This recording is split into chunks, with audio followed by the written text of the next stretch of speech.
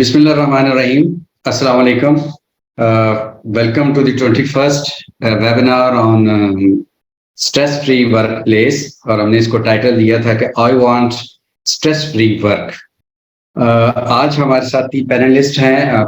मेरा तारफ आप पिछले अस्सलाम वालेकुम मर्शद साहब, बिलाल काज़मी है. Oh, that's great. Thank you.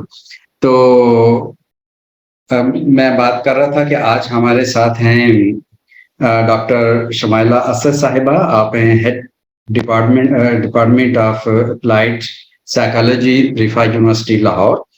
Doctor साहिबा PhD हैं in psychology. She has been working in this field for the last 37 years on research and teaching. Doctor साहिबा इससे पहले प्रेस्टिजियस इंस्टीट्यूशंस में खदमात अपनी दे चुकी हैं. Her PhD research covers areas of gender, health, personality, clinical psychology, and organizational psychology. Welcome, Dr. Saiba, for joining us. और यासर कयूम साहब हैं, आप एक professional consultant, organisational development consultant भी हैं, project management, change management, performance specialist, business operation and transformations.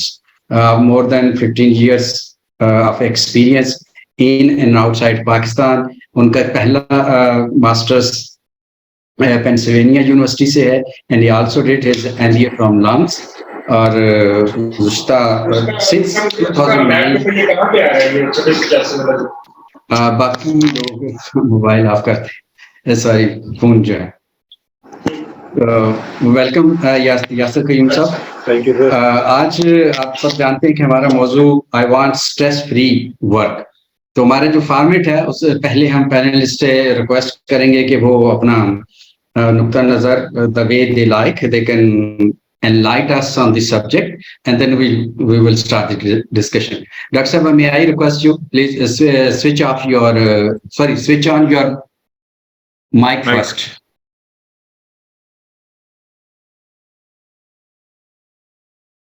जी अस्सलाम वालेकुम. जी आज हम बात करने जा रहे हैं स्ट्रेस फ्री वर्कप्लेस भी हो सकती है, वर्क एनवायरनमेंट भी हो सकता है, आपकी लाइफ भी हो सकती है, आपका डेली लाइफ रूटीन भी हो सकती है. बेसिकली अगर हम स्ट्रेस की बात करें तो स्ट्रेस एक ऐसी चीज है जिसको हमने बहुत कॉमनली लोगों को डिस्कस करते हुए सुना है. हर बंदा बात कर रहा होता है कि वो बहुत स्ट्रेस में है, वो वर्क प्लेस पे स्ट्रेस में है, और मोस्टली जो स्ट्रेस है वो रिलेटेड होती है आपकी डेली लाइफ हैसल्स से या डेली लाइफ फैक्टर्स से जो आपको डिस्टर्ब कर रहे होते हैं. मेरा ख्याल है पर्टिकुलरली आज क्योंकि हम बात कर रहे हैं ऑक्यूपेशनल स्ट्रेस से रिलेटेड या how we can manage our stress, मुझे थोड़ा सा बता दीजिए कि हमारे जो पार्टिसिपेंट्स हैं they are all related to the jobs or they are from mostly okay then we can discuss both scenario. yes okay ji. Stress होता कब है? अगर थोड़ा सा हम इसको देखें तो स्ट्रेस कब होती है जब when we feel that we have some conflict with someone or there is any frustrated situation, we want to achieve some goal and we feel that there are some hindrances between the goal and us. So then we started reacting, our body started reacting, और हमारी body भी react करती है और हमारा brain भी react करता है. तो आमतौर पर देखा गया है कि 3 तरह के रिएक्शंस जो हुए हैं वो हमें स्ट्रेस में महसूस होते हैं, और वो जो रिएक्शंस हैं वो हमारे फिजिकल हो सकते हैं, वो हमारे साइकोलॉजिकल हो सकते हैं, और वो हमारे बिहेवियरल भी हो सकते हैं. मसलन जब हम स्ट्रेस में होते हैं तो क्या होता है, पैल्पिटेशन बढ़ जाती है, हम एंग्शियस फील करते हैं, हमें एंग्जाइटी हमारी जो है वो बढ़ जाती है, मस्कुलर पेन होता है, हेडेक्स होती हैं, मोस्टली लोगों को माइग्रेन स्टार्ट हो जाती हैं, और हमारी कॉग्निटिव फंक्शनिंग में भी प्रॉब्लम आने शुरू हो जाती हैं. We can't concentrate and other things like that. दूसरी चीज जो हमारी आ सकती है दैट इज रिलेटेड टू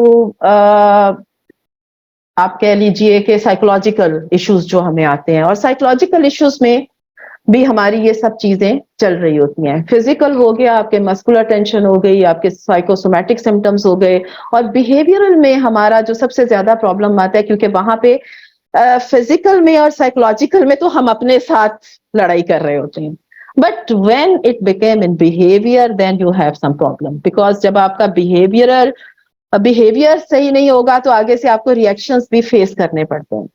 ठीक तो है। उस पे हमें डिफरेंट तरह के प्रॉब्लम्स आ सकते हैं, जैसे एग्रेशन शो कर रहे हैं हम due to stress, that is a big problem. Burnout हमारे पास वर्क प्लेस पे बहुत ज्यादा इस पे बात की जाती है। इसके अलावा फिर हमारा क्रिएटिविटी जो है वो सफर हो रही होती है at work place and at every any place. फिर हमारे इंटरपर्सनल रिलेशनशिप्स में जो प्रॉब्लम आते हैं वो भी आपकी डेली लाइफ में भी हो सकते हैं, घर में भी हो सकते हैं, और आपकी जॉब से रिलेटेड भी हो सकते हैं।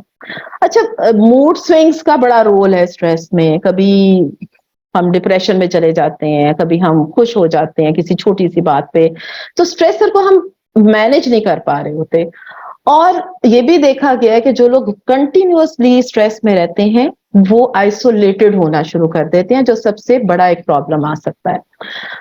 अच्छा, अब मसला ये है, मैं थोड़ा सा, क्योंकि हम मैनेजमेंट की बात कर रहे हैं तो हमें थोड़ी सी इस तरफ देखना चाहिए कि वजूहात क्या हैं, क्यों वर्क प्लेस पे स्ट्रेस क्यों होता है। वर्क प्लेस पे स्ट्रेस सबसे ज्यादा तब होता है जब हमारी डेडलाइंस बहुत ज्यादा बढ़ जाती हैं। अच्छा, अब वर्क और होम का जो एक बैलेंस है दैट इज वेरी इंपॉर्टेंट। हम जो लोग जॉब करते हैं, लेडीज भी शायद मौजूद होंगी जो सुन रही होंगी, और हजरात भी मौजूद हैं जो सुन रहे हैं, तो होता क्या है कि हम अपना फैमिली और वर्क का जो बैलेंस है उसको सही तरह नहीं कर पा रहे। वर्क प्लेस पे आपके पास बहुत सारी डेडलाइंस हैं जिनको आपने मीट करना है। फैमिली लाइफ में आपकी बहुत सारी इनपुट है जिसके बगैर आपका घर नहीं चल सकता। तो ये चीजें जो हैं इनको हमें मैनेज करने की जरूरत होती है। अच्छा, वर्क प्लेस पे डेडलाइंस एक बहुत बड़ा इशू है, उसको हमने कैसे मैनेज करना है उसको हम थोड़ा सा, मैं अभी उस पर बात करती हूँ। हमने आम तौर पर ये देखा है कि हम बहुत सारे अननेसेसरीली जो चीजें होती हैं उनको सर पे सवार कर लेते हैं। मसलन हमने बहुत सारे टास्क एक साथ शुरू कर दिए और वी हैव नो, आप कह रहे हैं रोड मैप नहीं है हमारे पास, हमने कोई टाइम लाइन नहीं बनाई, हमने कोई उसके लिए एलोकेट नहीं किया टाइम कि हम कितने टाइम टारगेट में इसको कंप्लीट कर लेंगे। अगर हम उसको सही तरह ट्रैक कर लेते हैं तो हमारी स्ट्रेस जो है वो कम होना शुरू हो जाती है। तो इन चीजों को हमें थोड़ा सा देखने की जरूरत है। हमारा एक unhealthy response toward stress, that is also very important. अब अनहेल्दी रिस्पॉन्स हमारा क्या हो सकता है, वो मसलन हम स्ट्रेस में हैं, हम कहते चले जा रहे हैं कि हम स्ट्रेस में हैं and we are not identifying the stressor which is disturbing us. अगर आप उस स्ट्रेसर को आइडेंटिफाई कर लेते हैं, उसको ट्रैक कर लेते हैं, उसको आइडेंटिफाई कर लेते हैं, you can work on it कि ये स्ट्रेसर है, ये किस वजह से तंग कर रहा है और हमने इसको कैसे मैनेज करना है। बिकॉज देखें, स्ट्रेस अच्छी भी हो सकती है, बुरी भी हो सकती है, जरूरी नहीं कि स्ट्रेस हमेशा बुरी हो। अब अगर आपको बिल्कुल स्ट्रेस नहीं होगा तो आप तो किसी डेडलाइन को मीट नहीं करेंगे, आप तो किसी एग्जाम की तैयारी नहीं करेंगे, आप तो किसी चैलेंज को चैलेंज ही नहीं समझेंगे। तो ये भी हमें देखने की जरूरत है कि कौन सी स्ट्रेस जो है that is good and which is bad. Bad वो उस वक्त होती है जब वो हमारे फिजिकली हमारे बिहेवियर को और हमारी साइकोलॉजिकल वेलबींग को वो एक थ्रेट बन जाती है उसके लिए, तो उस वक्त हम कहते हैं कि ये जो है ये स्ट्रेस है। लेकिन जब हम आम जबान में छोटी छोटी चीजों को स्ट्रेस से रिलेट करना शुरू कर देते हैं तो वो भी एक बैड हैबिट है जो अल्टीमेटली आपको एक मैसेज देना शुरू कर देती है कि आप एक स्ट्रेस में हैं। तो हमें ये देखना है कि हमें हमारा कौन सा जो एरिया है वो चैलेंजिंग है और कौन सा जो है वो बैड स्ट्रेस की तरफ जा रहा है। ओके, तो जब थ्रेटनिंग सिचुएशन है तब हमें परेशान होने की जरूरत है। जब इमोशनली वो एग्रीवेट हो रही है, आपको डिस्टर्ब कर रही है, तब परेशान होने की जरूरत है। तब आप उसको देखें कि हमने उसको ट्रैक करने करना है। अच्छा, अब उस वक्त हम देखें, हमारे पास एक स्ट्रेसफुल सिचुएशन आती है, हम सोचते हैं कि इस सिचुएशन को फेस करना है या इस सिचुएशन को अवॉइड करना है।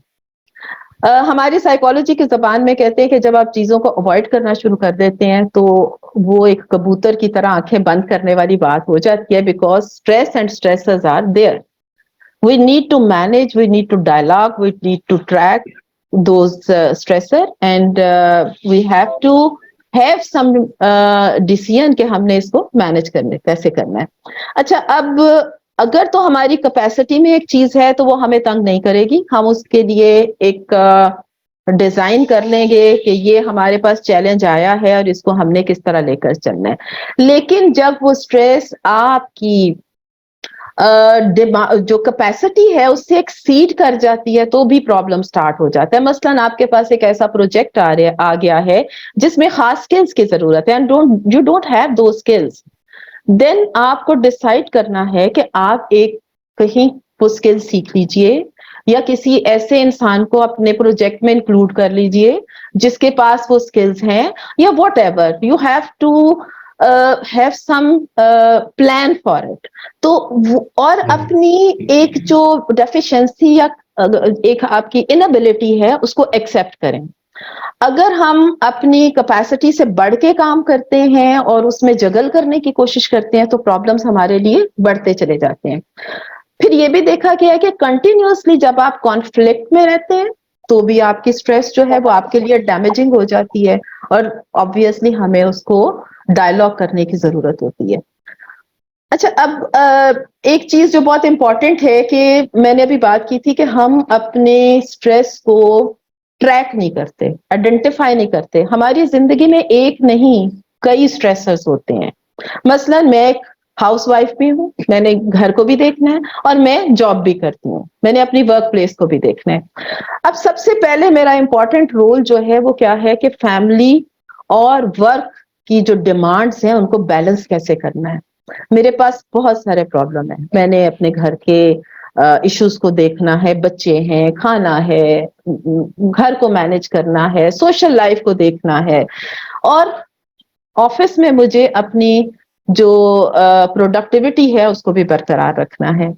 तो जब तक मैं उनको लिस्ट, अब इनमें से कौन सी चीजें मेरे लिए स्ट्रेसर बन रही हैं, मेरे लिए उनको लिस्ट अप करना बहुत जरूरी है. अगर मैं उनको लिस्ट अप कर लेती हूँ तो मेरे लिए वो ज्यादा आसान हो जाएगा और वन बाय वन मैं उनको डील कर पाऊंगी. अच्छा, इसके लिए हमने कभी अपनी फीलिंग्स और थॉट्स को स्ट्रेस के वक्त आइडेंटिफाई नहीं किया, ये बहुत इंपॉर्टेंट है. जब आप स्ट्रेस फील कर रहे हैं तो आप अपनी फीलिंग्स को और अपनी थॉट्स को जरूर आइडेंटिफाई करें कि आपको क्या थॉट्स आ रहे हैं ड्यूरिंग दैट स्ट्रेस पीरियड. अगर आप उनको आइडेंटिफाई करके कहीं रिकॉर्ड कर लेते हैं, लिख लेते हैं, तो वो आपको बहुत हेल्प आउट करते हैं. बिकॉज जब दिमाग में चीजें होती हैं तो वो स्कैटर्ड होती हैं, जब वो आपके सामने पेपर पे आ जाती हैं, लिस्ट अप हो जाती हैं, तो वो ऑर्गेनाइज हो जाती हैं. और आपके सामने जब वो लिस्ट पड़ी होगी तो आपको समझ आएगी कि कौन सा काम आपने कैसे करना है, कब करना है, और उसको आपने किस तरह से लेकर चलना है. अच्छा, आइडेंटिफाई करें कि आपको कोई सेटिंग तंग कर रही है, एनवायरनमेंट तंग कर रहा है, या पीपल हैं जिनसे आप तंग हो रहे हैं, इसको भी आइडेंटिफाई कीजिए. फिर उसके बाद ये देखें कि आपका रिएक्शन क्या जा रहा है उस स्ट्रेस की तरफ. Are you getting aggressive, angry, या बर्न आउट हो रहा है. तो इन सब चीजों को जब हम ट्रैक करते हैं तो फिर हम कोई हेल्दी रिस्पॉन्स जो है वो सोच सकते हैं अपनी स्ट्रेस के बारे में, और उसको हम आइडेंटिफाई कर सकते हैं.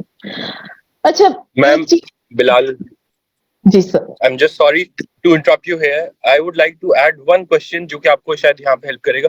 हमें बहुत दफा ये भी नहीं समझ आ रहा होता कि हम स्ट्रेस में हैं, तो how to identify that we are in stress. पहले अगर इसको भी थोड़ा सा एलेबरेट कर दीजिएगा. जी जी जरूर. अच्छा, ये बहुत अच्छी बात की आपने कि हमें खुद समझ नहीं आ रही होती कि हम स्ट्रेस में हैं. बाज़ औक़ात ऐसा होता है कि आप कोई डिसीजन नहीं ले पा रहे, आप कॉन्फ्लिक्टेड सिचुएशन में हैं, आपकी डिसीजन मेकिंग जो है उस पे इफेक्ट हो रहा होता है. तो जब आपको लगे कि you are feeling lethargic, you are physically not feeling well, आपके शोल्डर्स में पेन है, आपको साइकोसोमैटिक प्रॉब्लम्स आ रहे हैं, मसलन आपका डाइजेस्टिव सिस्टम इफेक्ट हो रहा है, आपको स्लीप प्रॉब्लम हो रहे हैं, आपको नींद का मसला आ रहा है, तो उस वक्त आपको थोड़ा सा जानने की जरूरत है कि कहीं कोई ऐसा स्ट्रेसर तो नहीं है जो आपको तंग कर रहा है। तो जब भी कोई ऐसी हिंड्रेंसेस आपके काम में, आपकी फंक्शनिंग में, आपकी प्रोडक्टिविटी में आपको प्रॉब्लम दे रही होती है, तो उस वक्त हमें सोचने की जरूरत है कि ये स्ट्रेसफुल सिचुएशन से आप दो चार हो रहे हैं। अच्छा, दूसरी चीज, बहुत शुक्रिया, आप बड़े अच्छे अंदाज से आपने सम अप किया है, और जो मैं समझा उसमें आपने जो पहली बात हमें समझाई है कि first of all we must know कि माई स्ट्रेस है क्या, काजेस क्या हैं, उसके आप पे असरात क्या हैं, और फिर आप आगे बढ़ सकते हैं। हम आपसे मजीद रहनुमाई हासिल करेंगे। मुझे इजाजत दीजिए कि मैं दूसरे स्पीकर्स को भी शामिल कर सकूं। यासिर कयूम साहब, मैं पिछले दिनों एक सर्वे देख रहा था यूएसए का। इट सेज कि 75% लोगों ने एक सर्वे के जवाब में कहा कि हमसे पहले जो हमारे बुजुर्ग थे वो कम स्ट्रेस में थे, 75%। और उसी सर्वे क्वेश्चन के जवाब में 4 में से 1 बंदे ने ये कहा कि मेरी जिंदगी के बड़े स्ट्रेसेस में से सबसे बड़ा स्ट्रेसर वर्क प्लेस है। तो आपने इतनी कंपनियों में काम किया है, आप इस कॉन्टेक्स्ट में हमें क्या सिखाना चाहेंगे? सर, मैं अपनी जो है वो आपकी thank you very much for the question. मैं अपनी जो एक ऑब्जर्वेशन है वो मैं शेयर कर सकता हूँ सब लोगों के साथ, और जिंदगी जो है वो कंटिन्यूसली सिखाती रहती है सबको, तो we are part of the journey. आपकी ऑब्जर्वेशन जो है वो बड़ी स्पॉट ऑन है, और हमसे जो अभी भी जो जनरेशन एक पहले है और जो उनसे आगे जनरेशन है, सेकेंड जनरेशन हमसे पीछे, वो अभी भी हमें जो है वो मतलब इस चीज पे एम्फोसाइज करते हैं कि यार तुम लोग खामखा में स्ट्रेस ज्यादा लेते हो, और लेट गो और टेक अ बैक सीट और वो सारा। तो उसमें कसूर उनका भी नहीं है। थोड़ा सा इशू ये है कि तब ये चीज जब जो अगर आप एक इशू की एग्जिस्टेंस से डिनायल में हो, तो जाहिर है उसको फिर आप डील क्या करेंगे, उसको रिकग्नाइज ही नहीं कर रहे। तो पिछले कुछ अरसे में, यानी कि एवरी 6, 7, 8 ईयर्स, 10 ईयर्स, जो चेंज आया है वो इतना ज्यादा आया है कि उस कॉन्टेक्स्ट में जिंदगी को परसीव करना, आसपास जो हमारी दुनिया आजकल है और जो स्ट्रेसर्स की नौयत है, पहले ऐसी नहीं थी।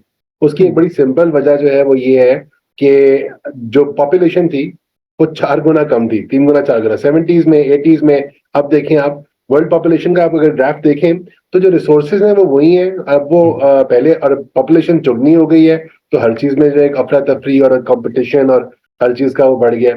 जो एक पहले राय होती थी बुजुर्गों की, या मतलब कि कोई बंदा है परेशान है, वो खैर है जी, कोई नहीं, घरों परेशान है, ऐसे ही there is dismissive kind of attitude, या उसको ब्रश असाइड करने वाला है, ब्रश अंडर द कार्पेट करने वाली एक अप्रोच थी। और चूंकि इस कदर दुनिया के अंदर आपको सर्वाइवल के लिए कंपटीशन नहीं था, ग्रोथ के लिए कंपटीशन नहीं था जितना अब है, और आगे बढ़ता जा रहा है, तो things were relatively easier also. अब चूंकि एक कैपिटलिस्टिक दुनिया है, आपने स्पेंडिंग भी करनी है, आसपास बेंचमार्क्स भी बने हुए हैं हर तरह के, पीयर प्रेशर भी, फैमिली का, बच्चों का, नेबर्स का, ऑल, तो वो सारा कुछ जो है उस आप एक भेड़ चाल के अंदर आप दौड़ में लगे होते हैं, and then you take upon yourself so many targets जिनकी जरूरत नहीं होती है। तो वो आप अपने स्ट्रेस में कसूरवार हम खुद भी होते हैं, और इसमें इजाफा करने का। और इतना जो है वो मतलब मैंने कंपटीशन की बात की, तो आप किसी के साथ अगर अपना दिल हल्का करते हैं, जाके शेयर करते हैं कि यार ये देख मेरा स्ट्रेस चल रहा है, ये कोई बात है, वो आगे से आपको उससे बड़ा स्ट्रेस सुना देता है। तो आप जो है वो मतलब you're again on the back foot कि यार मजीद आप स्ट्रेस होकर वापस आ जाते हैं। तो जो हम अपने ऊपर जो अपनी एक रिक्वायरमेंट्स हैं और जो अपनी एक्चुअल नीड्स हैं, उनको हम गलत असेस करते हैं। अपने ऊपर एक जो फेलियर का शॉर्ट तरीका मैं कहूंगा वो ये है कि the short way of assuring failure is कि आपने एक never ending to do list अपने ऊपर एम्ब्रेस कर ली, जिम्मे ले ली। वो तो कभी खत्म नहीं होगी। अगर आपका एक्सट्रीम देखें, अगर एक काम करने का है शायद आप वो कर लें, 2 काम है हाँ वो भी निपटा लेंगे, 10 होंगे मुश्किल होंगे, 50 काम आपने टारगेट बना लिया अपने, मैंने ये कोर्स करना है, मैंने ये पोजीशन लेनी है, मैंने ये फाइनेंशियल टारगेट अचीव करना है, वगैरह वगैरह वगैरह, तो it becomes more and more difficult to a point कि जब वो इम्पॉसिबल हो जाता है। तो एक तो ये कि इसको रीअसेस करना, टेक अ स्टेप बैक, और अपने आप को देखना कि हमें मतलब 2 रोटी से ज्यादा खा नहीं सकते हैं, 8 घंटे से ज्यादा सो नहीं सकते हैं, and so on so fourth. Real requirements हैं क्या? और इसमें बतौर मुसलमान हम लोगों का जो है एक नसीब का एलिमेंट भी हम बिलीव करते हैं, जो कि बड़ा रियल है। वो मतलब some things have their own time to come and sink in. आपको रियलाइजेशन जो होती है वो आपको बताते तो है सारे कि जी आपका जर्नलिस्ट ड्यूटी लिखा है सारा कुछ, बट आप ओवर द इयर्स जब आप इसको देखते हैं, रियलाइज करते हैं, तो आपको ये चीज महसूस होती है कि यार ये अगर मुझे पहले पता चल जाता इस यकीन के साथ, तो शायद मैं इतना खून ना जलाता, इतना स्ट्रेस ना रहता, वर्क प्लेस पॉलिटिक्स में इतना एंगेज ना होता, या खींचा ना जाता, ड्रॉ इन ना हो जाता उस काम के अंदर। तो कुछ चीजें जो है वो मतलब एक लार्जर प्लान भी चल रहा है, जाहिर है, जो कि आपके करने से बाहर है। और हम अक्सर जिन चीजों पे स्ट्रेस लेते हैं वो होती हैं जो हमारे कंट्रोल में होती ही नहीं है। तो एक बड़ा मजेदार, मैं कल परसों किसी से देख रहा था, पढ़ रहा था इंटरनेट पे, कि there are things that affect you and things that you can control, और इनका जो आपस में कह लें ओवरलैप बनता है, they are the things you should be worried about. तो हमने अक्सर जो है वो अपने ऊपर जिम्मेदारियां वो पकड़ी होती है, ना तो हमें वो अफेक्ट कर रही होती है, कभी अफेक्ट कर भी रही होती हैं, हमारे बस से बाहर होती है। मुल्की हालात देख लें आप, हम में से चलेगा नेक ख्वाहिशात और दुआएं अपनी जगह, लेकिन बड़ा लिमिटेड सा रोल है कि जो हम लोग एक्टिवली एवरीडे कर रहे हैं। प्ले कर सकते हैं। जिम्मेदारी हमारी, बहुत सी बातों से इत्तेफाक नहीं रखता। सॉरी सर, सॉरी, अब आप कंटिन्यू करें यासर साहब। अच्छा सॉरी। तो हम लेकिन उसमें जो मतलब जोश और वलवले के साथ अपने ऊपर स्ट्रेस लेते हैं, एंगेज होते हैं, उससे हम क्या तोप चला लेते हैं सवाए अपने आप को और अपने आसपास के लोगों को तकलीफ दे रहे। कि हम सब अगर अपने झांक के देखें अपने पर्सनल लाइफ्स के अंदर, तो सब लोग व्हाट्सएप ग्रुप्स के हिस्सा हैं। हर ग्रुप के अंदर जो है वो आपने अपने अच्छे दोस्तों और अजीजों अकारब को और सब लोगों को, फ्रेंड सर्कल के अंदर लोगों को एलियनेट कर लिया, उनको दूर धकेल दिया ओवर समथिंग जो आपकी लाइफ को डायरेक्टली अफेक्ट भी नहीं करती।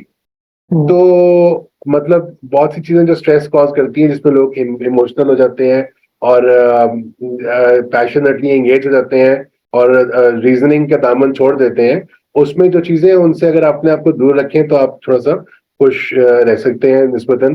पॉलिटिक्स एक है, रिलीजन एक है, किसी की लाइफ के बारे में ओपिनियंस जो है वो दूसरे को मांगे जरूर दें, अनकॉल्ड फॉर ना दें। तो इन चीजों के साथ अननेसेसरी कंपटीशन, दरअसल जिंदगी में कंपटीशन जो है वो आपका किसी के साथ नहीं है सवाए अपने। तो मैं कल क्या था और मैं आज क्या हूं, बस यही कंपटीशन है, उसके अलावा तो कोई नहीं है। तो लाइफ बिकम्स ईजियर निस्बतन। बाकी स्ट्रेस जो है वो एक रियलिटी है और हम सब इससे गुजरते हैं। आज हम इस पर बात कर रहे हैं, हम भी इससे दो चार हैं, इसमें कोई शक नहीं है। और स्ट्रेस अच्छा भी होता है, सारा ना होना स्ट्रेस जो है वो भी, कुछ लोगों की बत्ती जो है वो एग्जामिनेशन हॉल में जाके ऑन होती है, वरना वो स्ट्रेस जब सर पे पड़ती है तो करते हैं, we can relate to it. तो स्ट्रेस जो है वो पॉजिटिव स्ट्रेस भी होता है, यू स्ट्रेस।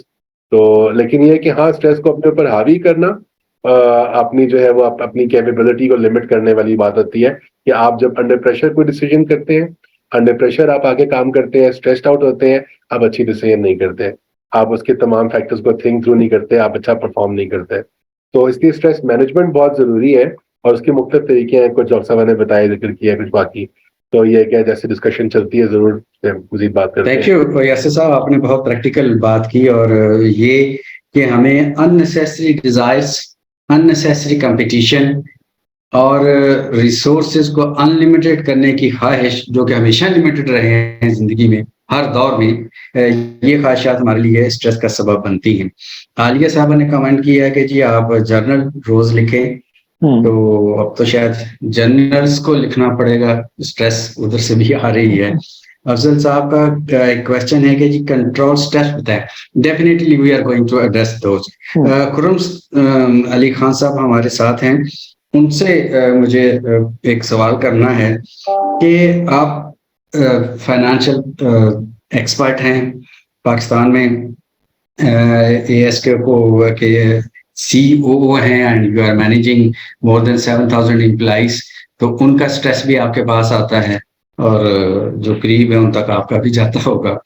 तो आप हमें ये बताइए कि ये जो एक फिनोमिना है कि I want stress free work place, ये हमारी महज डिजायर है, एक ख्वाहिश है, या ये हकीकत भी हो सकती है?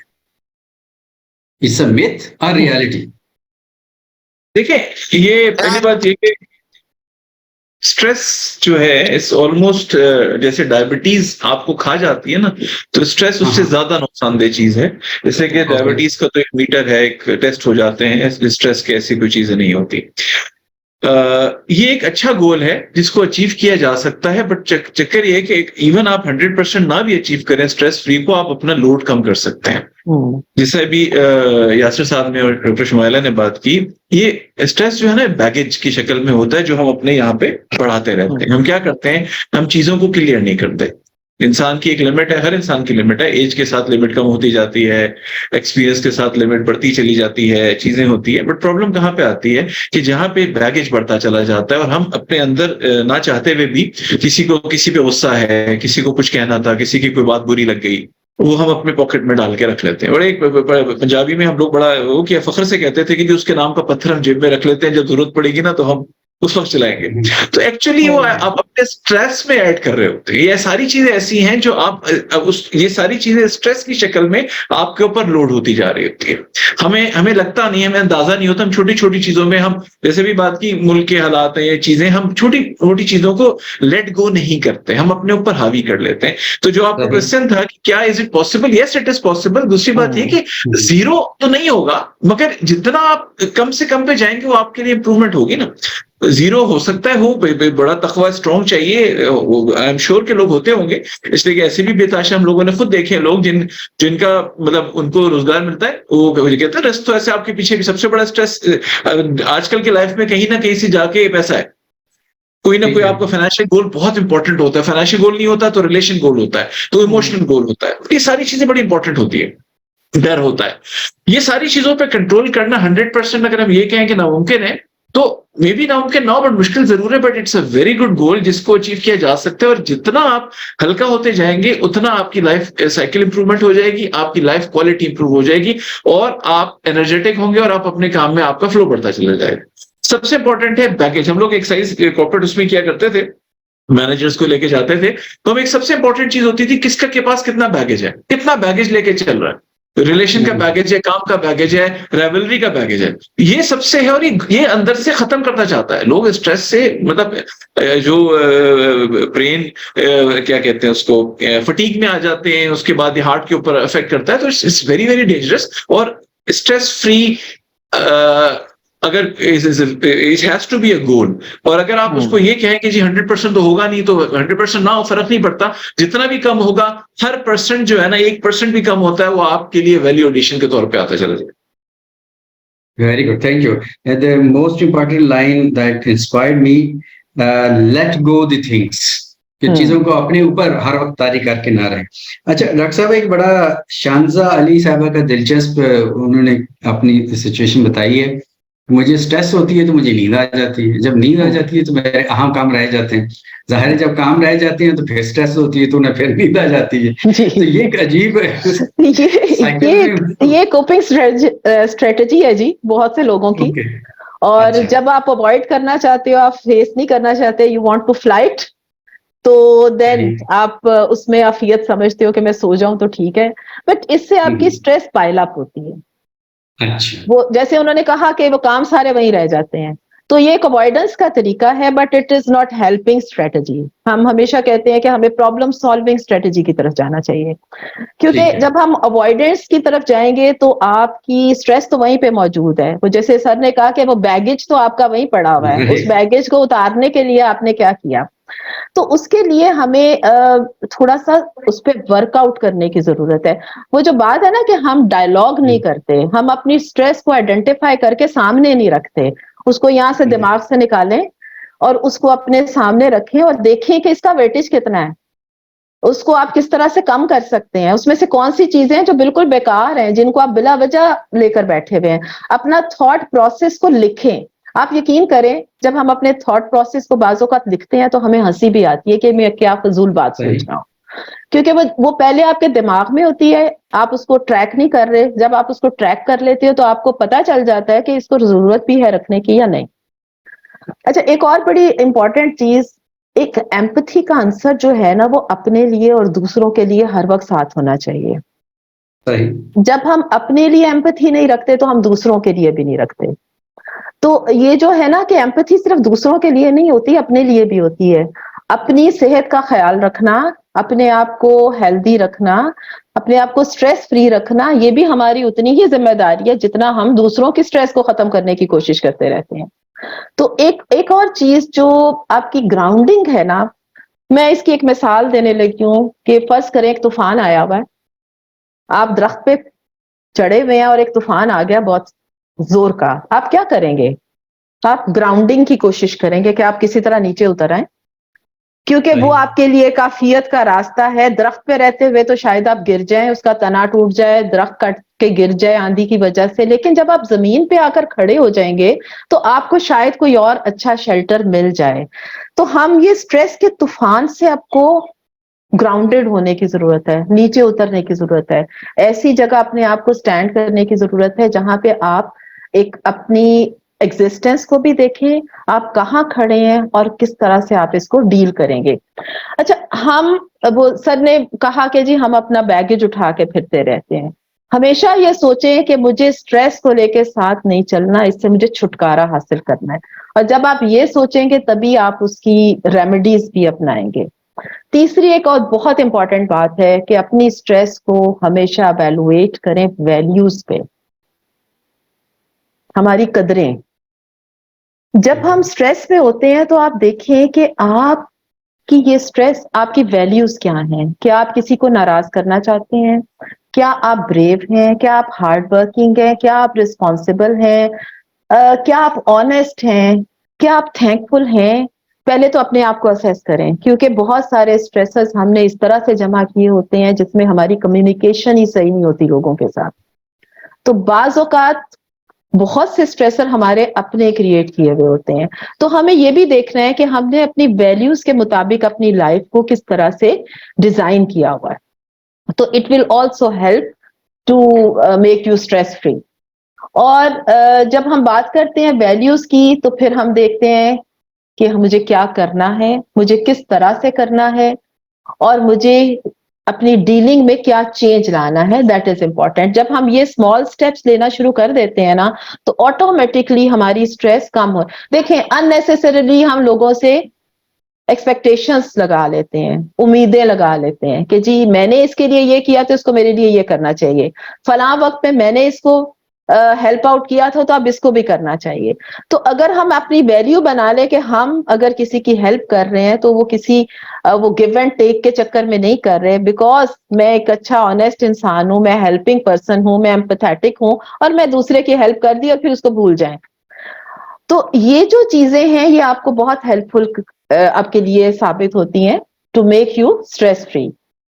सही, थैंक यू। अच्छा यासिर साहब, आप जो पॉइंट्स हमें बता रहे थे उससे मिलता जुलता एक हमारी ऑडियंस में से क्वेश्चन है और बहुत अहम मुझे लगा। वो कह रहे हैं कि हमें ये एहसास तो रहता है कि अननेसेसरी डिजायर्स ना हो, अननेसेसरी गोल्स, कंपटीशन वगैरह हम अपने लिए क्रिएट ना करें, लेकिन बाज़ औक़ात हम पहचान नहीं पाते या हम अपनी तरजीहात नहीं बना पाते कि हमारे लिए अहम क्या है और गैर अहम क्या है। इस पे आपको रोशनी डालेंगे कि किस तरह से हम डिजायर को क्लासीफाई कर सकते हैं, जैसे अर्जेंट, इम्पोर्टेंट, अननेसेसरी वगैरह, तो कोई हमें गाइड कीजिए। सर बहुत अच्छा क्वेश्चन है, और इसका मैं आपको 2-3 एग्जांपल्स दे सकता हूँ इसके लिए ऑडियंस के साथ। और वो अनफॉर्चुनेटली इसका कोई राइट आंसर ऐसा नहीं है जो मैं सबके लिए दे सकूं। सबकी सिचुएशन डिफरेंट होती है और सब, लेकिन हाँ मैं वो टूल्स जरूर शेयर कर सकता हूँ जिसके जरिए आप एक लेंस के थ्रू देख के शायद अंडरस्टैंड करने में आसानी हो कि हमारी असल ड्राइवर्स हमारे लिए क्या हैं, क्या चीजें जरूरी हैं। अच्छा, आप एक तो इसका तरीका कार्य होता है, मैं जब यूनिवर्सिटी में था यूएस में, तो उन्होंने एक एक्सरसाइज कराई थी और बड़ी मुझे यूजफुल लगी थी। और उस एक्सरसाइज का हिस्सा ये था कि आप अपने लाइफ के एक चार्ट बना लेते हैं और अपनी लाइफ के ऊपर एक एक्सेस के ऊपर आप जो है वो तमाम वो चीजें लिस्ट करते हैं जो आपको स्ट्रेस के ऑपोजिट महसूस होती हैं।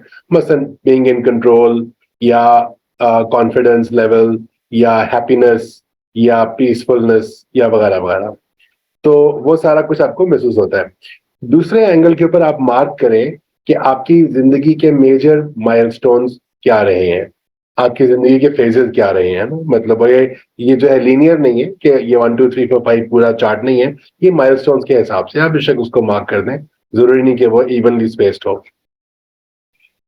और आप जब इसको प्लॉट करते हैं तो आप याद करते हैं कि यार हाँ मैं फला टाइम पे I really felt in control, फला दिन थे, वो दिन बड़े जबरदस्त थे, उन दिनों में क्या खास बात थी कि वो जबरदस्त थे, ऐसा क्या था तब?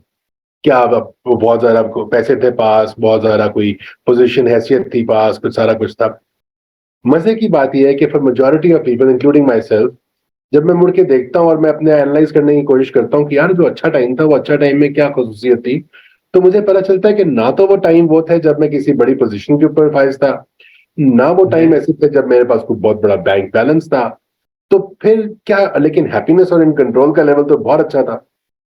और आप कह सकते हैं कुछ लोग कि जी ये शायद मुमकिन है आप जो है वो केयर फ्री टाइम की बात कर रहे हैं, जिम्मेदारियां नहीं होती, जिम्मेदारियां आपको बहुत पिन डाउन कर देती हैं। नहीं, even work life, professional life के अंदर भी अच्छे ऐसे टाइम गुजरे हैं, देखे हैं मैंने, जो मुझे आज से ज्यादा बेहतर महसूस होते हैं in terms of being in control. तो आपको जब मार्क करते हैं तो आपको अंडरस्टैंड करने में आसानी होती है कि क्या वो टाइम वो थे जब आप अपने अपने घर वालों के पास थे या प्यारों के पास थे। फॉर एग्जाम्पल, अब एक बंदा है वो यूएई में काम कर रहा है, बहुत अच्छी जॉब, अच्छे पैसे ले रहा है, फॉरेन एक्सचेंज में पैसे आ रहे हैं, लेकिन उसकी फैमिली यहाँ पे है, माँ बीमार है, बीवी बच्चे अगर हैं तो वो यहाँ पे है या वॉट एवर एल्स। ठीक है, तो आप ऑल्दो कि आपकी पोजीशन अच्छी है, एनवायरनमेंट बहुत आला है, पाकिस्तान के आपको ट्रैफिक जैम और लोड शेडिंग और दीगर मसाइल से वास्ता नहीं पड़ता, लेकिन आपका दिल उदास है, तो आप ना आप अच्छा मैनेज करेंगे, ना आपका जो है वो कैपेबिलिटी का लेवल आपको महसूस होगा। जो कोपिंग स्ट्रेटजीज, कोपिंग मैकेनिज्म्स की बात की डॉक्टर साहब ने, ये मुख्तलिफ तरह के कोपिंग मैकेनिज्म आपको फेल होते नजर आएंगे अपने आसपास, आपको कोई सूरत बन नहीं पा रही वाला सीन। तो आप एक तो ये एनालिसिस आप कर सकते हैं, सब लोग अपने अपने लिए करें, look into your past and see कि आपकी ऐसी क्या वो दिन ऐसे थे जब आप कोई एक्सरसाइज करते थे, कोई वर्कआउट करते थे, फिजिकली ज्यादा एक्टिव थे, क्या वो दिन ऐसे थे जब आपकी सोने जागने की रूटीन बेहतर थी, आप सनलाइट लेते थे, आप दिन में जो है वो all of this explore, diet अच्छी थी, हेल्थ अच्छी थी, क्या था? अच्छा, एक तो ये। दूसरा आप ये कर सकते हैं कि आप जो कह रहे हैं कि जी हमने तयन करें आपकी जो टारगेट्स हैं, आप अपनी वर्क प्लेस में होते हैं, तो वर्क प्लेस में आपका ध्यान जब दो चीजों के बीच में बढ़ता है तो आप फॉलो करें कि आपकी थॉट्स कहाँ जाती हैं। जहां आपकी थॉट्स जाती हैं वहां पे आपकी इमोशंस इन्वेस्टेड है, वहां पे आपका जो है वो आपका जहन जो है वो असल आपका वहां पे है। तो आप अपनी, लोग क्या करते हैं, किसी की फैमिली होती है, किसी की बेटर हाफ होता है, स्पाउस, गर्लफ्रेंड, बॉयफ्रेंड होते हैं, किसी का कोई पेट एनिमल है, किसी ने प्लांट्स का रखा हुआ है, किसी को कोई अगर रिलीजन से कोई ताल्लुक या वगैरह है, शायद वो अपनी किताब रखी होती है, पढ़ते हैं, कोई अगर नॉवल पढ़ने का शौकीन है तो वो बहुत से लोग बैठ के टीवी पे बुलबुलें देखते हैं बिटवीन ऑफिस सेशंस। ठीक है, तो इट डिपेंड्स। सो आपका जो वर्क प्लेस एनवायरनमेंट है, जब उसको आप अपने पर्सनलाइज करते हैं, देखते हैं कि मुझे क्या चीजें हैं जो कि मुझे दोबारा बूस्ट देती हैं, क्या वो चीजें हैं, लोगों ने अपनी फोटोग्राफ लगाई होती है बच्चे की, किसी ने कुछ रखा होता है, सो ऑन। तो आप ये लुक फॉर दोस थिंग्स कि जो आपकी कोपिंग मैकेनिज्म्स को बूस्ट करती हैं, सपोर्ट, सप्लीमेंट करती हैं। आपको रियलाइज होगा कि आपको जो है वो ड्राइवर्स आपकी क्या है आगे, और आप उन ड्राइवर्स को फॉलो करें, ना कि उनके जो मीन्स है उनको। तो क्योंकि ऐसा मुमकिन है कि आपको मीन सारे मिल जाए और जिस असल के पीछे आप जा रहे थे वो टारगेट मिस कर जाएं।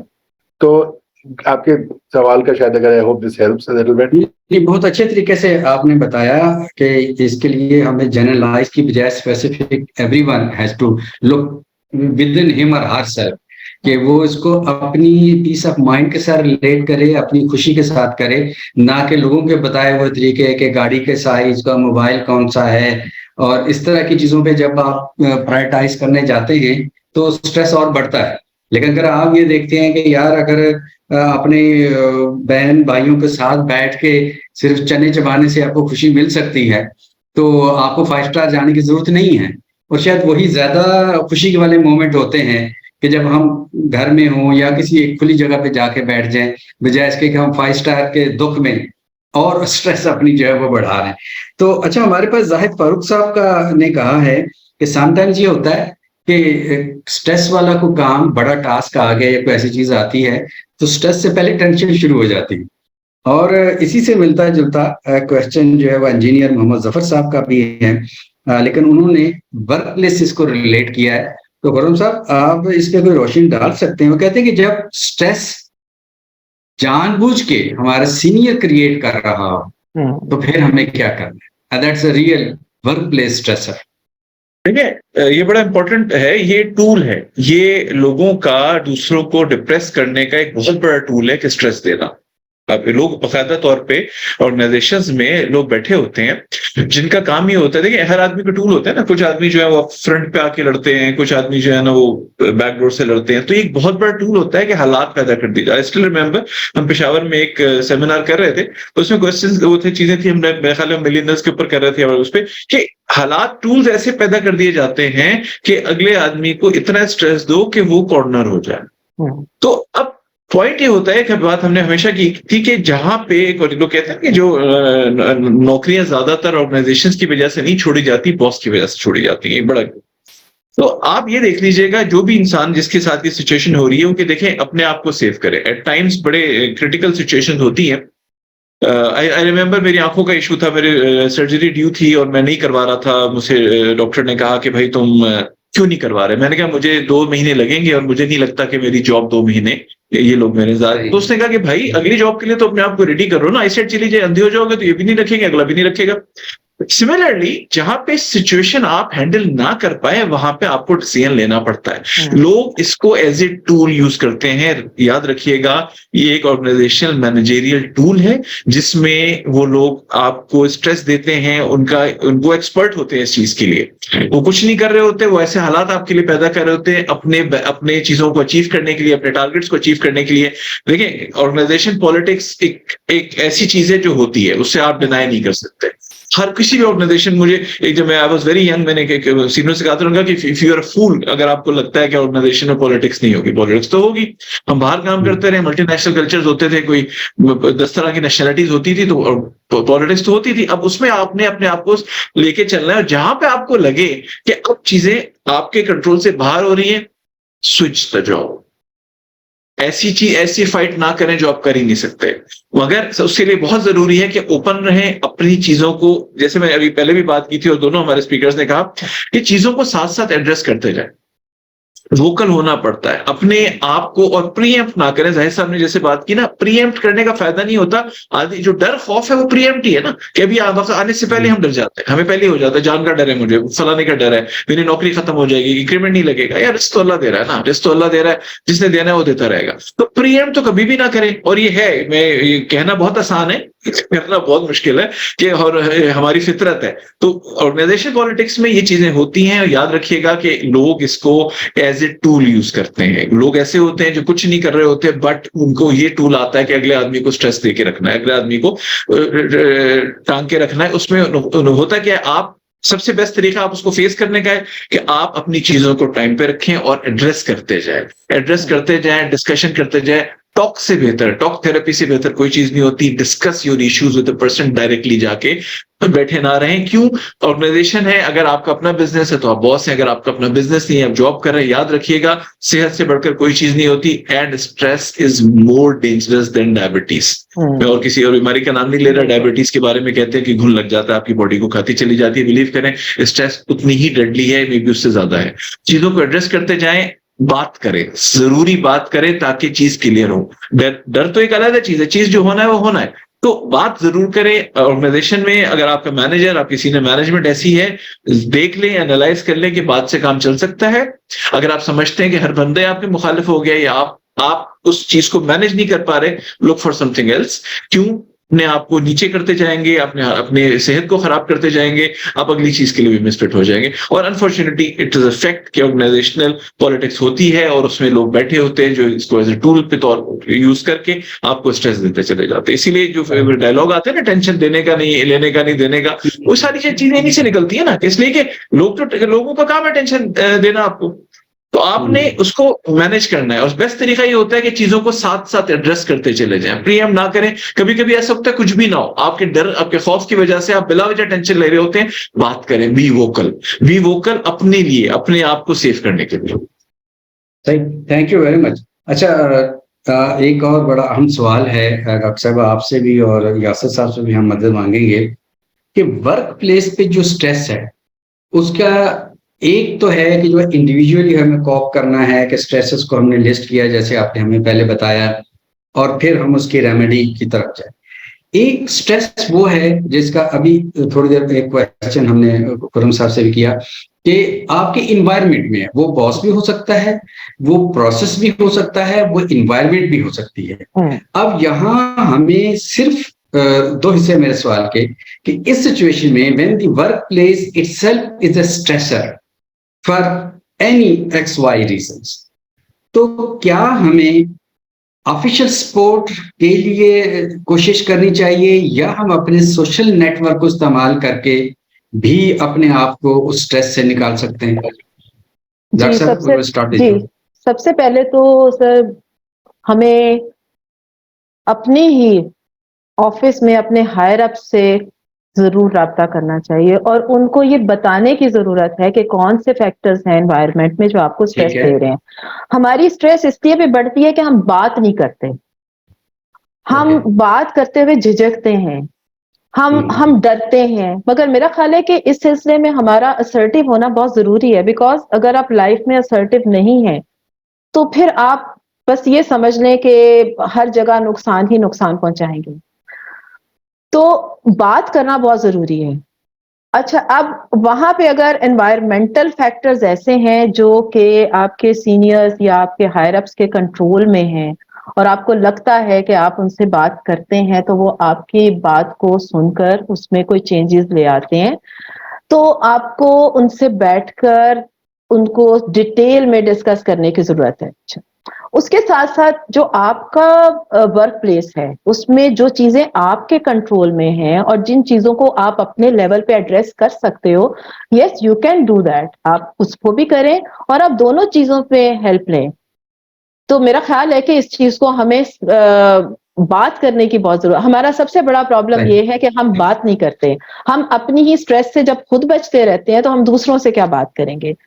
तो ये बहुत इंपॉर्टेंट है कि हम उसको, मैंने शुरू में ये बात की थी कि आइडेंटिफाई करें। देखिए, डिफरेंट पर्सनालिटीज होती हैं, कुछ लोग आउटस्पोकन होते हैं, कुछ लोग बड़े अपने आप में इंट्रोवर्टेड होते हैं। आमतौर पे देखा गया है कि जो इंट्रोवर्टेड लोग होते हैं उनको ज्यादा स्ट्रेस होती है, क्योंकि वो तो अपने अंदर अपना सारा स्ट्रेस और एक नेगेटिव थॉट्स के साथ चल रहे होते हैं कि ये नहीं हो रहा, वो नहीं हो रहा, सिर्फ उनके पास ग्रेवियंसेस ही होती हैं, लेकिन वो ग्रेवियंसेस जब तक बाहर नहीं आएंगे उनका हल भी नहीं निकलेगा।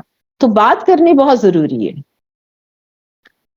बिल्कुल ठीक, थैंक यू जी। यासर साहब, आपका एक्सपीरियंस क्या है? आपका माइक प्लीज ऑफ है।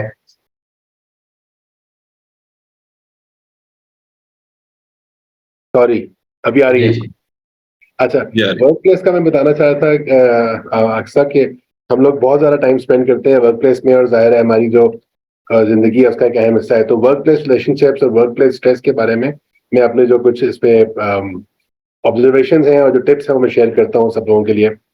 एक तो ये कि वर्क प्लेस रिलेशनशिप्स बहुत इंपॉर्टेंट होती हैं, उनको अंडर एस्टिमेट ना करें। ये मैं वो दूसरी वाली रिलेशनशिप्स की बात नहीं कर रहा, वर्क प्लेस में वो भी बहुत होती हैं। वर्क प्लेस रिलेशनशिप्स वो वाली जो कि आपकी जॉब डिस्क्रिप्शन से लिंक्ड है, ठीक है, जो आपके काम से लिंक्ड है।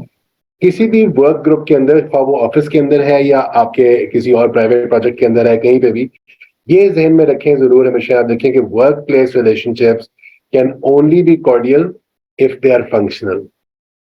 अगर आप जिस काम के लिए वहां पे इकट्ठे हुए हैं, जिस वर्क ग्रुप में हैं, अगर वो काम ही नहीं हो पा रहा तो आपकी वो कभी दिल लगी नहीं हो सकती वहां पे, अच्छा काम, वो आपकी रिलेशनशिप हैप्पी नहीं रह सकती। आप, मेरी शक्ल बहुत बुरी लगती हो लेकिन अगर आपका काम मेरी वजह से हल हो रहा है, आप गुजारा कर लेंगे मेरे साथ।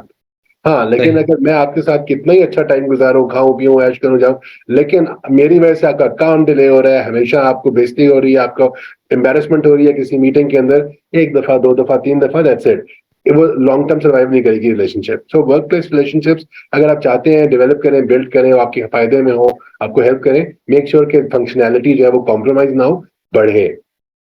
वर्क प्लेस के अंदर आपका जो सुपरवाइजर है, बॉस की बात की, उसको, उसकी मैनेजमेंट एक अलग साइंस है वर्क प्लेस की, और बॉस मैनेजमेंट या सुपरवाइजर मैनेजमेंट की एक पूरा टॉपिक है पूरा। लेकिन ये कि उसके ऊपर एक जो मुख्तसर मैं बताऊं तो ये है कि make your boss look good.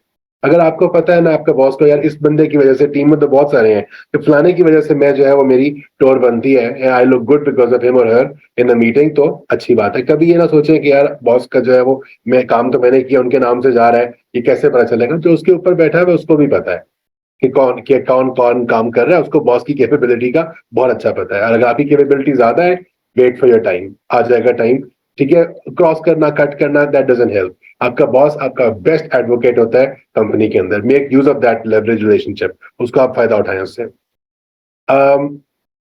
लोगों की हेल्प करें।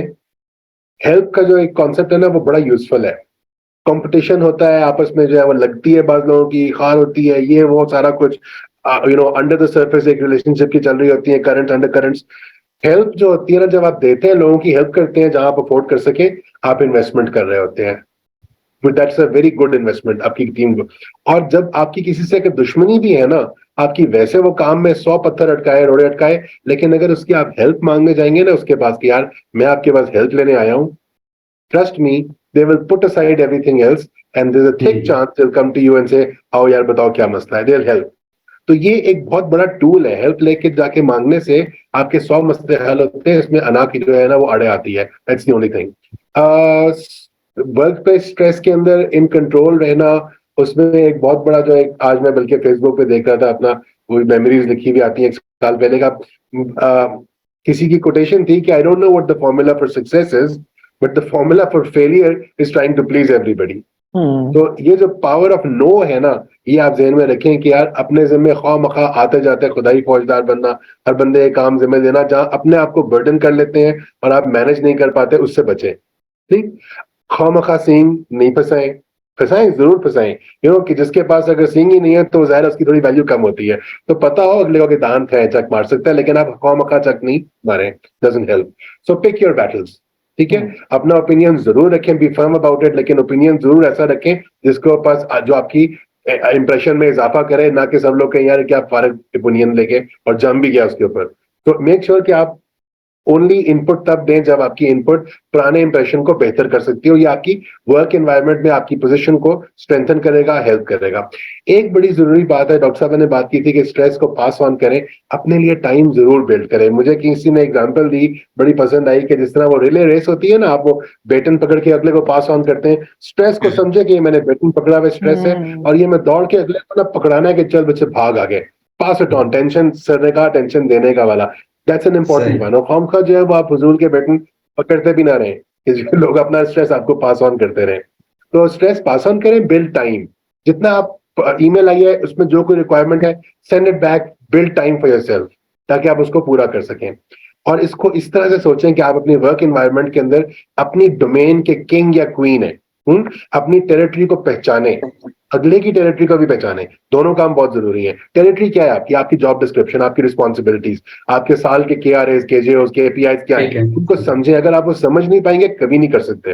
तो टेरिटरी जानना पहचानना इसलिए जरूरी है कि आप अगले को अपनी टेरिटरी में वेलकम करें जब आप अफोर्ड कर सकते हो, मेहमान नवाजी करें, उनका काम अपने जिम्मे लें जब आप अफोर्ड कर सकते हो। लेकिन इक्वली इंपॉर्टेंट कि आप उनकी टेरिटरी में अनइनवाइटेड ना जाएं। अगर आप अपना काम लेके दूसरों के पास हमेशा पहुंच जाते हैं कि यार ये मैं फंसा हूं, मेरी हेल्प करो, तो that will not help your work place environment. फिर आपके ऊपर तरह तरह से स्ट्रेस जो है वो बढ़ता जाएगा। और दूसरा जो सादे सादे फॉर्मूले हैं वो ये है कि ढीठ होना, थिक स्किन होना बड़ा अच्छा है। ठीक है, लोग आते आते चोबे मारते हैं, आपको मुख्तलिफ पॉइंट मारते हैं, आपको जो है वो नागवार बातें गुजरती हैं, but don't get worked up by those things. उनके ठंड रख के निकालें। व्हाट मैटर्स इज कि आपकी वर्क रिलेशनशिप के अंदर कॉन्ट्रैक्ट क्या कहता है, आपका टारगेट्स क्या कहते हैं, वो डॉक्यूमेंटेड है, वो सही है, वो गुड है, आप समझते हैं, यूर सेफ। ठीक, तो ये वर्क प्लेस के अंदर जो है वो मतलब ओवर स्ट्रेस होना बिल्कुल अच्छा नहीं है। ओवर वर्क होना, ओवर स्ट्रेस होना, जाहिर है आपको अपना अपनी जो दोस्तों का सर्कल है वो जरूर रखें। गुड स्लीप, गुड लाफ्टर, हर चीज मतलब संगीन बीमारी के अलावा तकरीबन हर चीज का इलाज है। तो रिमेम्बर कि आप जो है वो गुड लाफ्टर, गुड का टाइम निकालें, पानी ज्यादा पिए, वाटर थेरेपी करें।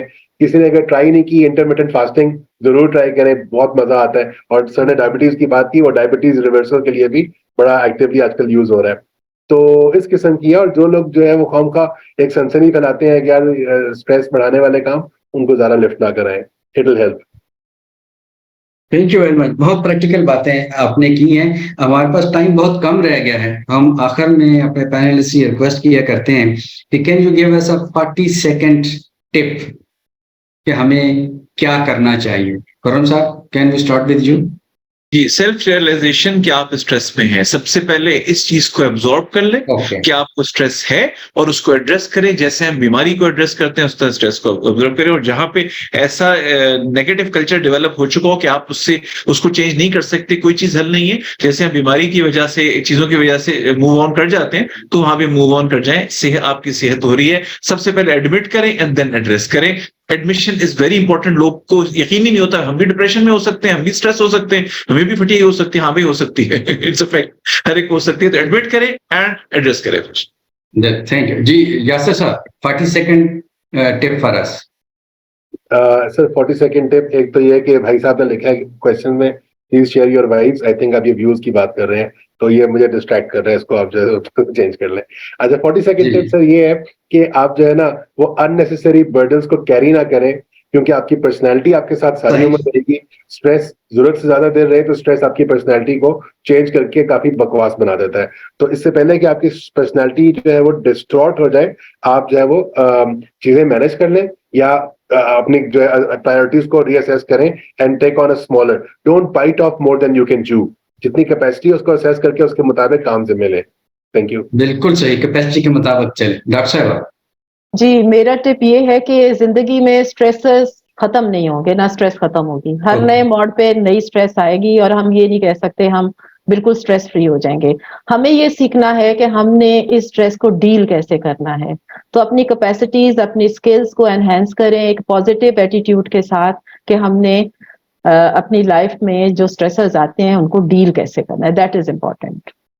बहुत शुक्रिया। बहुत प्रैक्टिकल बातें आज हमारे पैनलिस्ट हमारे साथ की हैं। Very first thing that we learn कि पहले हमें पता होना चाहिए कि स्ट्रेस हमें है क्या। जब तक हम जानते नहीं, जब तक मर्ज ना मालूम हो तो दवा भी तशखीस नहीं हो सकती। दूसरी बात कि अगर हम वेल ऑर्गेनाइज्ड हैं और हम थोड़ा आगे देखने की सलाहियत रखें तो हम स्ट्रेस को पैदा होने से पहले फोर्सी करके उसके लिए कोशिश कर सकते हैं। और अगर हम अपने वर्क प्लेस को बेहतर जानते हैं, अपनी सलाहियत को जानते हैं, तो हम खुद मैनेज कर सकते हैं कि मैं कितना बोझ उठा सकता हूँ। और अपनी इस्ताद के साथ बोझ उठाएंगे तो स्ट्रेस जिंदगी के अंदर कम होता चला जाता है।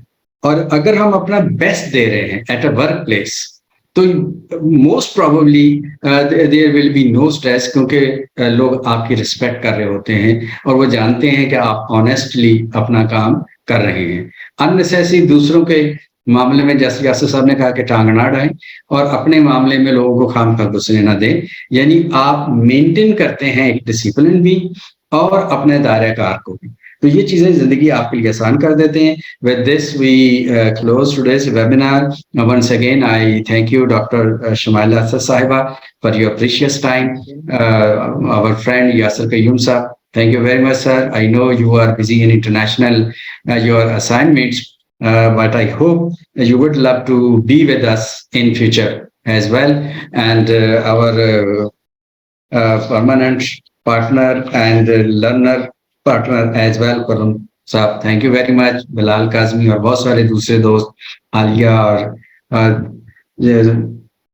खुरम साहब और सॉरी एनजीएम मुजफ्फर साहब, जाहिद फारूक साहब, बहुत सारे नाम मैं देख रहा हूँ कि जो बहुत एक्टिवली हमें कमेंट भी कर रहे थे, क्वेश्चन भी कर रहे थे। Thank you very much everybody. I see you some next time. अल्लाह हाफिज़। Thank you. अल्लाह हाफिज़।